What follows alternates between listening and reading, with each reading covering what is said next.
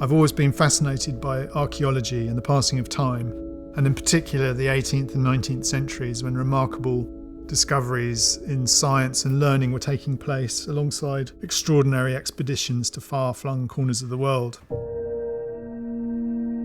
I've always been interested in the natural world, probably like most kids. When I was young, I collected fossilised sea urchins and ammonites from the Dorset coastline and sheep skulls from Dartmoor, and had an all-consuming dinosaur obsession that has never quite left me. Getting access to the museum storage rooms has been a wonderful privilege. Endlessly fascinating.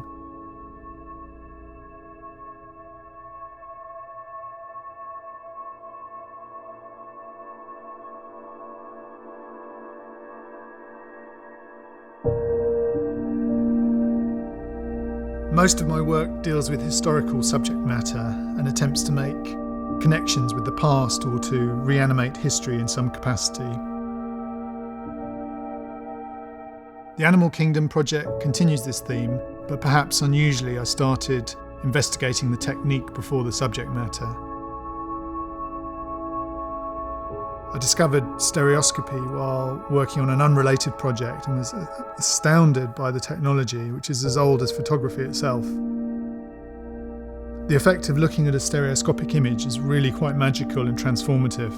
There's a strong sense of being present in the past or witnessing a moment frozen in time that you just don't get from a conventional photograph. Each image is very slightly different, with one taken from the right eye and one from the left eye point of view. The stereoscope uses mirrors to separate what each eye sees, and the small differences in each image gives you the illusion of 3 dimensions. This is how binocular vision or depth perception works. I'm drawn to the fact that the work is physical, you have to interact with it, and the only way to experience it is in the gallery with the stereoscope. I feel the specimens constitute works of art in their own right. They're mostly very old, almost antique objects which have been studied by generations of zoologists working in comparative anatomy. I'm also interested in the period in history when they were collected and found their way to the display cases or jars and ended up frozen in time. Working in typology, I feel like I'm collecting them all over again and rearranging them into my own system and order, which is probably more aesthetic than scientific.